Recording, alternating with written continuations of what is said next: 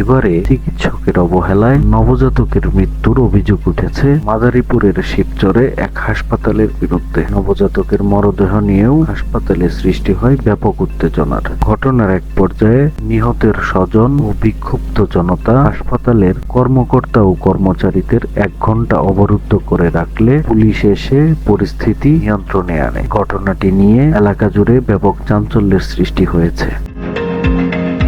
মাদারীপুরের শিবচর থানা রোডে অবস্থিত গণ উন্নয়ন সমবায় হাসপাতাল অ্যান্ড ডায়াগনস্টিক সেন্টারে বৃহস্পতিবার সন্ধ্যায় এ ঘটনা ঘটে।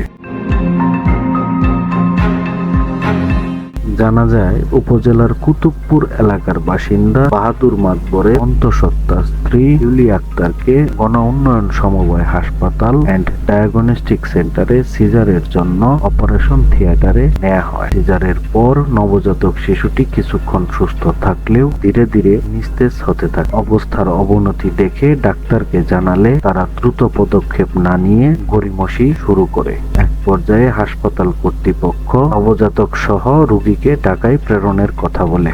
সিজার করিয়া সিজারের সাথে সাথে ভুল চিকিৎসার কারণে মারা গেছে। মারা যাওয়ার পরে এরা এটা দামা চাপা দেওয়ার জন্য তারা এটারে মৃত্যু বাচ্চা ঢাকা পাঠিয়ে দিয়েছে।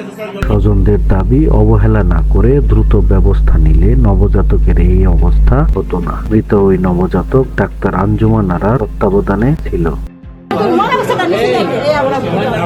নবজাতকের বাবা বাহাদুর মাতবর বলেন, হাসপাতাল কর্তৃপক্ষ ও চিকিৎসকের অবহেলায় আমার ছেলে মারা গেছে। আমি এর উপযুক্ত বিচার চাই। 10 দিনের ওষুধ দিয়া আজকে আসে মতন 10 দিনের ওষুধ দিছি। এই 10 দিন 2.5 কেজি আজকে হয়ে গেছে। আমার এই সিজার করছে, আমার ছেলের মাইরা লাইছে। এ বিষয়ে জানতে চাইলে গণ উন্নয়ন সমবায় হাসপাতালের ব্যবস্থাপকের মোবাইলে অসংখ্যবার কল দিলেও রিসিভ হয়নি। সময়ের কলম, নিউজ ডেস্ক।